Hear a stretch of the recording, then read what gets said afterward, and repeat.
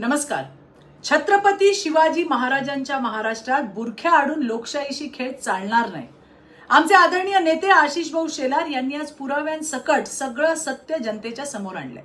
आणि आता आम्हालाच खात्री होत चालली आहे की मतचोरी म्हणत गळा काढणारे स्वतः वोट जिहादचे सूत्रधार तर नाहीयेत ना.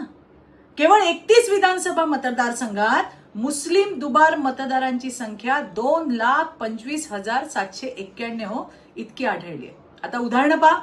कर्जत जामखेड रोहित पवार जिंकले फक्त 1243 मतांनी, पण दुबार मुस्लिम मतदार 5,532. मग रोहित पवार राजीनामा देणार आहेत का? साकोलीत नाना पटोले फक्त 208 मतांनी जिंकले आणि तिथे दुबार मुस्लिम मतदार 477 आहेत. मग वोट चोरी कोणी केली हो? मुंब्रा विधानसभा जितेंद्र आव्हाडांच्या मतदारसंघात तब्बल 30,601 दुबार मत आहेत.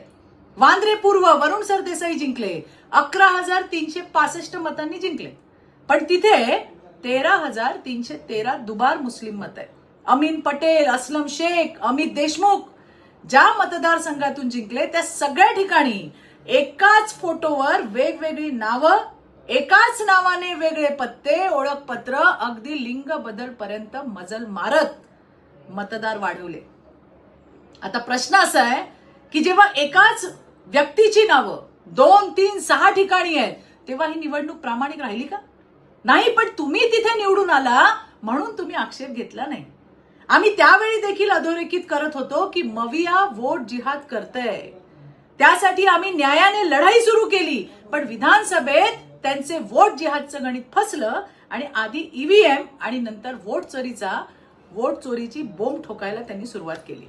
या महाविकास आघाडीने आणि स्वतःला हिंदू नेता म्हणून घेणाऱ्या त्या उबाठांनी काँग्रेसच्या पावलावर पाऊल ठेवत मुस्लिम बोर्ड, उलेमा बोर्ड अशा कित्येक बोर्डाच्या राष्ट्रविरोधी मागण्या पूर्ण करणार म्हणून सह्या दिल्या. ते सुद्धा याचसाठी. दुर्दैव असं की या कटात राज ठाकरेजी सुद्धा सामील झाले.